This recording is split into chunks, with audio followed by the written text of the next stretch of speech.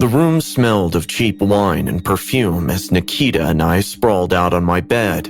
Our parents were away for the weekend and we were determined to make the most of our freedom. Nikita, with her dark curls and mischievous eyes, had always been the instigator of our wild adventures. Nick, maybe we shouldn't drink too much. Remember what happened last time? Relax, Charlize. Drunk decisions are the best decisions. We giggled and poured another glass, the alcohol quickly loosening our tongues. Somewhere between our third and fourth drink, Nikita's phone buzzed with a notification. She glanced at it and smirked. Hey, isn't this that creepy guy from your gym? Rory? My stomach tightened at the mention of his name. Rory had always given me the creeps. His intense eyes seemed to follow me everywhere at the gym, and his overbearing attempts to talk to me had become more than uncomfortable. Yeah, he's weird. I think he's stalking me. He always shows up wherever I am. Let's have some fun with him. How about a little prank? I hesitated. The wine was making me braver, but I knew Rory wasn't someone to mess with. Still, Nikita's infectious grin made me nod reluctantly. She handed me her phone, the screen already open to Rory's number. Hey, Rory. It's Charlize. You literally just texted my bestie just because I blocked you? Jeez, you're crazy. Guess what? I've been thinking about you. Nikita is also mighty impressed by your body. We were just stalking your gram. Here we are in a room, drunk, naughty, and my folks are out. Would you be interested in a good night, Rory? The reply came almost instantly, the eagerness in his words palpable. He asked where I was, if he could come over. The thrill of the prank mixed with a growing sense of dread. LOL, you're such a buffoon. I was just kidding, dumbass. Can't stand the sight of you. Stop stalking me. Nikita and I burst into fits of laughter as she went on to fill 2 more glasses. An hour later, we had almost forgotten about the prank. The wine was making us drowsy, and we were about to call it a night when there was a loud knock at the door. My heart skipped a beat. I stumbled to the door, peering through the peephole. Rory's face stared back at me, twisted with rage, his eyes wild and bloodshot. It's Rory. He's here. Don't open it. Just tell him to leave. I took a deep breath, trying to steady my shaking hands. Rory, go away. We were just messing around. I'm sorry. Open the door, Charlize. I just want to talk. His voice was slurred, an edge of desperation lacing his words. I stepped back, away from the door, shaking my head even though he couldn't see me. I thought for just a little longer, and that's when I heard the sound of glass shattering. What the hell? Jesus! Rory had broken a side window. Panic surged through me as I grabbed Nikita's arm, dragging her towards the back of the house. We had to get out, had to escape before he got in, but he was too fast. Rory lunged through the broken window, cutting himself on the shards but seemingly unfazed by the blood streaming down his arms. We sprinted through the house, the sound of Rory's heavy breathing close behind. He was high on something, his movements erratic but relentless. We made it to the kitchen when he caught up, grabbing a knife from the counter. The next few minutes were a blur of chaos and terror. Rory swung the knife, slicing through the air. He went after Nikita first. She screamed as he slashed at her, leaving deep bruises and cuts. Leave her alone, you psycho! I grabbed a frying pan, swinging it at him with all my might. It connected with his head and he stumbled back, dazed, but it only seemed to make him angrier. He lunged at me, and I felt a sharp pain in my leg as the knife found its mark. I collapsed, the world spinning around me. Nikita tried to pull me up, but Rory was on us again, his eyes wild with rage, and something darker, something primal. Please, Rory, just stop! We're sorry! We can't let you mess with me. We can't...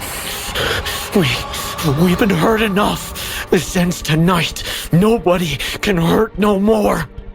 Who is we? Who are you talking to? Jeez, are you on drugs? Rory's eyes were wild, his pupils dilated with a mix of rage and whatever drug he was on. He swung the knife again, this time slicing through the air inches from my face. Nikita got up to grab his arm, and he backhanded her, sending her sprawling across the kitchen floor. The sound of her head hitting the tiles echoed in the small space, and my heart sank. I crawled towards her, my injured leg dragging behind me. But Rory was faster. That is when I realized that my leg was broken. He grabbed a fistful of my hair, yanking me back with a force that made my scalp burn. I screamed, hitting out blindly, my elbow connecting with his shin. He grunted, but didn't let go, instead pulling me closer, the knife now pressed against my throat. She thinks she's so smart, doesn't she? All that arrogance just because of that body. Let us destroy that piece by piece. Nikita, groaning in pain, managed to get to her feet. Blood trickled down her forehead, but her eyes were fierce. She grabbed a heavy vase from the counter and swung it at Rory's head. The vase shattered on impact, shards of porcelain flying everywhere. Rory staggered, releasing his grip on me momentarily. Nikita, run! But Rory recovered quickly, his rage intensifying. He slashed at Nikita, the knife cutting a deep gash in her arm. She screamed, clutching her arm as blood seeped through her fingers. I grabbed a chair, swinging it at Rory, but he ducked, the chair crashing into the wall instead. He kicked me in the stomach, the wind knocked out of me as I crumpled to the floor again on my broken leg. He loomed over me, the knife gleaming in the dim light. Desperation fueled Nikita's next move. She grabbed a bottle of cooking oil from the counter and flung it at his face. Rory screamed, the oil blinding him temporarily. I pulled out a lighter from my pocket, lit it, and flung it at his face. His voice was a guttural growl as his face lit up on fire. He wailed and screamed before running to the sink and putting his face underwater. Nikita was crying, her face a mask of fear and pain. I was writhing in pain myself. And then there was a loud crash, the sound of a door being kicked in. The next moments felt like they unfolded in slow motion. I opened my eyes to see the kitchen door splintered under a powerful kick, light flooding the room as several figures stormed in. The police. They moved with precision, guns drawn, shouting commands. "Drop the knife! Drop it now!" The officers tackled him to the ground, subduing him with swift, practiced movements while Rory kept crying over the burns he had suffered on his face. Nikita, are you okay? Nikita nodded weakly, tears streaming down her face. Her clothes were torn, and bruises were already forming on her arms and neck. An officer knelt beside us, his voice calm. "You're safe now. We've got him. Let's get you both some medical attention." Paramedics arrived quickly, and I cried rivers as they started tending to me. The nightmare was over, but the scars it left would haunt me. I had always been the adventurous type, so when my friends Emma and Claire suggested a sleepover at my place with a twist, I couldn't say no. Emma had brought some kind of weird board game off eBay, supposedly a satanic game that promised to summon spirits. It sounded ridiculous, but we were up for some fun.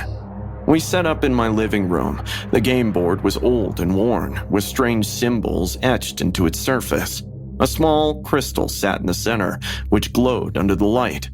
Claire, the skeptic among us, laughed as she read the instructions out loud. Place your fingers on the crystal and chant the words. This is so dumb. Despite her words, we followed the instructions. The chant felt strange on my tongue, like speaking a language that wasn't meant for human lips. Emma was recording everything on her phone. Okay, here we go. Let's see some ghosts. For a while, nothing happened. We laughed and joked, thinking the whole thing was a waste of time.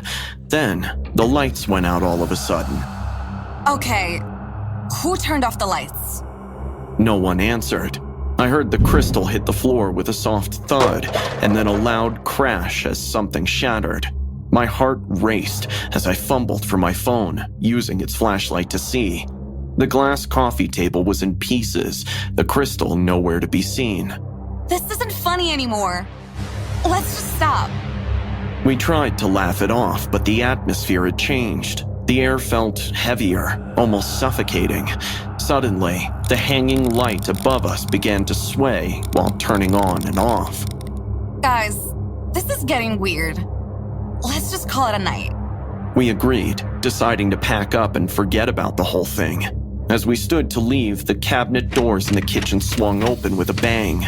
Pots and pans flew to the floor, the noise echoing in the silent house. Run! We bolted for the front door, but as we reached it, we froze. Standing there was our childhood friend Sophie. She looked just as she had the last time we saw her, except Sophie had died in a car crash 3 years ago. Sophie? Is that you? Her eyes were empty, devoid of the light and life they once held. She didn't speak, just stood there, staring at us. My heart pounded in my chest as I backed away slowly. This can't be real. This isn't happening. The temperature dropped suddenly, our breath visible in the cold air. Sophie stepped forward, and we heard a low growl, not from her, but from somewhere deeper in the house. Panic surged through me as the lights flickered back on, casting everything in a sickly yellow glow. We have to get out of here. We ran towards the back door, but it slammed shut in our faces. The growling grew louder, more menacing. I suddenly felt something brush past me. Claire screamed, clutching her arm where deep, bloody scratches appeared out of nowhere. We huddled together, looking for a way out. The windows were all sealed shut, the air thick with the smell of sulfur. The growling continued. Julia, do something! Please! Claire's scream suddenly pierced the air, the sound of pure terror. I grabbed her arm, trying to pull her away from the invisible claws that seemed to be attacking her, tearing through her clothes and slashing against her skin. Blood seeped through her fingers as she clutched at her wounds. We need to get out of here, now! The growling grew louder, echoing off the walls, a sound that seemed to come from everywhere and nowhere at once. And that is when I felt something cold and slimy brush against my leg, and I jumped back with a gasp. Stay together. We need to find another way out. We stumbled through the darkened house, the walls creaking and groaning as if the house itself were alive and angry. The temperature continued to drop, our breaths coming out in frosty puffs. As we passed the staircase, we heard a low, mocking laugh. Sophie stood at the top, her eyes glowing with an unnatural light, her mouth twisted into a cruel smile that sent shivers down my spine. Her laughter grew louder, more maniacal. The shadows around her seemed to dance. The basement! There's a window we can climb out of. We rushed down the stairs as Sophie's ghost chased us, the growling and laughter following us, relentless. The basement door was stuck, but with a combined effort, we managed to force it open. The door was cluttered with old furniture and dusty boxes, but we saw the small window. As we struggled to open it, the room grew darker. Suddenly, we heard the sound of something heavy dragging across the floor, coming closer. We need to hurry! I fumbled with the latch, my hands shaking. Just as I managed to pry it open, a force yanked me back, throwing me against the wall. I cried out in pain, feeling a sharp sting in my side. Claire and Emma screamed, trying to pull me free from the unseen grip. It's got her! Help! Claire swung a nearby broom through the air, hitting something solid but invisible. I felt the grip loosen, and I scrambled to my feet. The window was open, the cool night air offering a glimmer of hope. Go! Climb out! Claire went first, squeezing through the narrow opening. Emma followed, but as I started to climb out, I felt the invisible force yank me back again. I clung to the window frame, my fingers slipping on the cold metal. Help me! It won't let go! Emma grabbed my arms, pulling with all her strength. The growling was deafening now, a roar that shook the house. I felt claws digging into my legs, pulling me back. But Emma and Claire held on, their faces twisted with effort and fear. With a final, desperate pull, they managed to yank me through the window. We tumbled onto the garden, panting and shaking. The night air was a stark contrast to the oppressive darkness inside the house. We could still hear the growling and laughter from within, but it felt muted, distant. That is when I looked up. Sophie stood there, her eyes burning like fire. What does she want from us? I think it's the crystal. It was part of the game. We need to get rid of it. I remembered seeing the crystal on the floor earlier. If it was the key to this nightmare, then we had to get rid of it. I don't know what got into me, but I ran back inside the house against the cries of my friends. Inside, the living room was in chaos. Furniture was overturned, and the air was thick with a sulfuric stench. I spotted the crystal, its dark surface reflecting the chaos around it.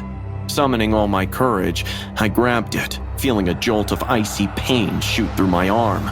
I ran with it to the front door. Sophie appeared again, her face twisted in anger. The growling reached a fever pitch, the shadows closing in around us.